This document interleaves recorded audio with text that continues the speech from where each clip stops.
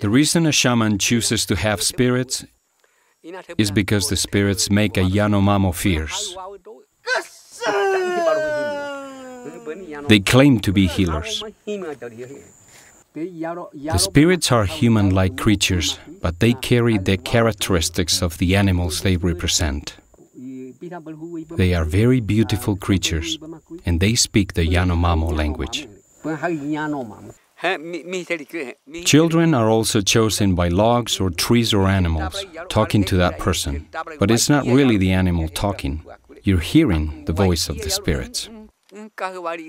If you're a young man and you're going to become a shaman, the animals lose their fear of you and you become a very good hunter.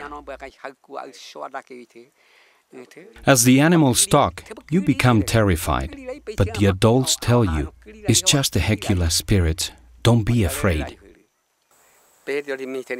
I desire to have my own spirits so I could be a protector for my people.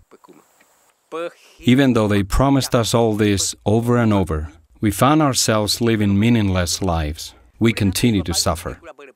Many times as a shaman, you try to heal this child.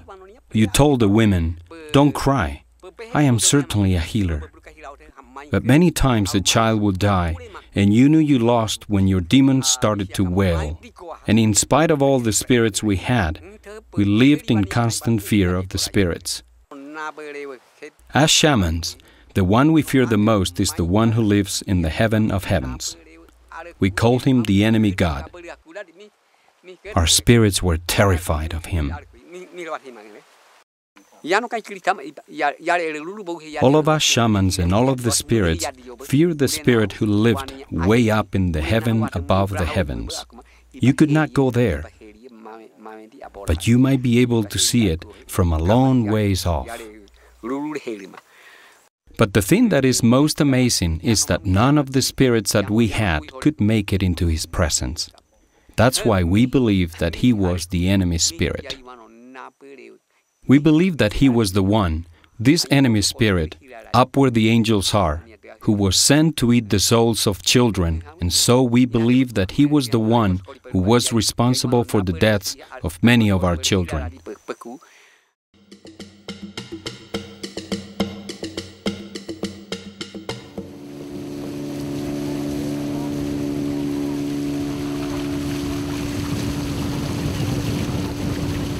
That was a village called Aratateri, and I just wanted to be in villages where no other missionary had ever gone.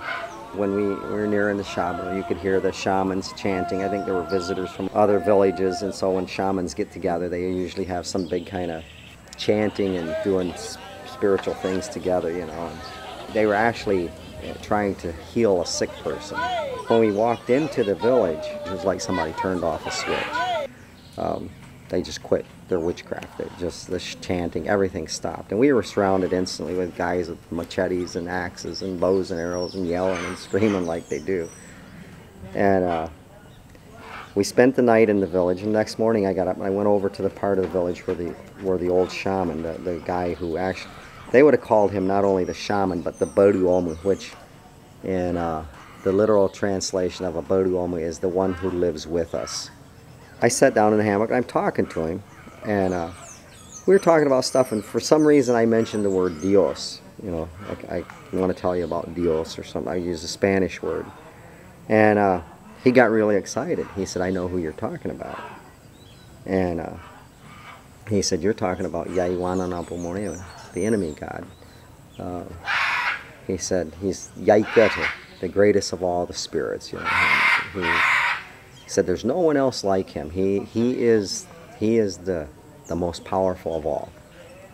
And he said he lives up in the heaven of heavens, up in the Duku Duku Misi is how he said it. And he said where he lives, he said there's a crystal clear river flowing. It's called the Wararai'u. And Wararai or Wararau is what they'll use for the word for a glass, you know, a clear glass.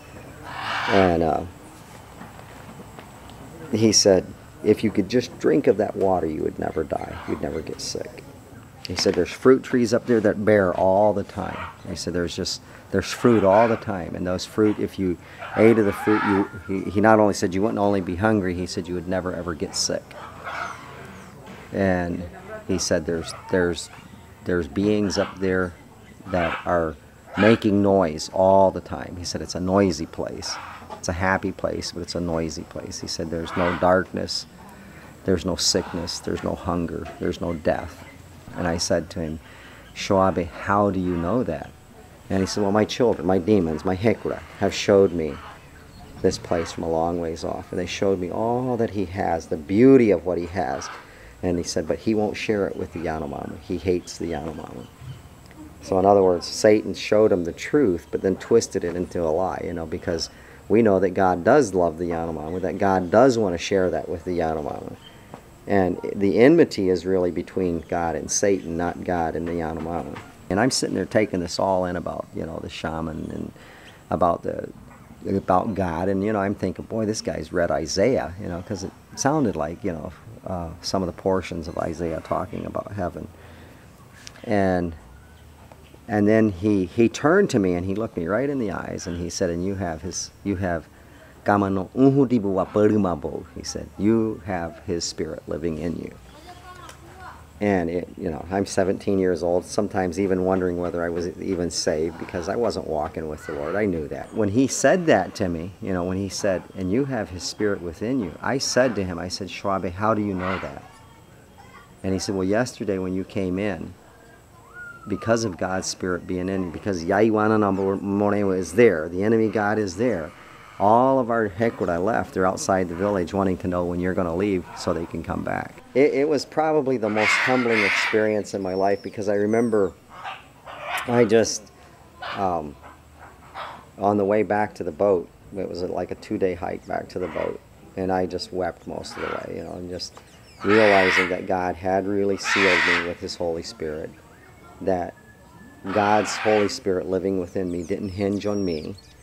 It didn't mean whether I was obedient, whether I was walking with the Lord the way I should. It didn't mean God didn't limit what he was going to do in my life to me being the Christian that I was supposed to be. That he had sealed me with his Holy Spirit. He had put his Holy Spirit within me. And it didn't depend on me. It depended on him.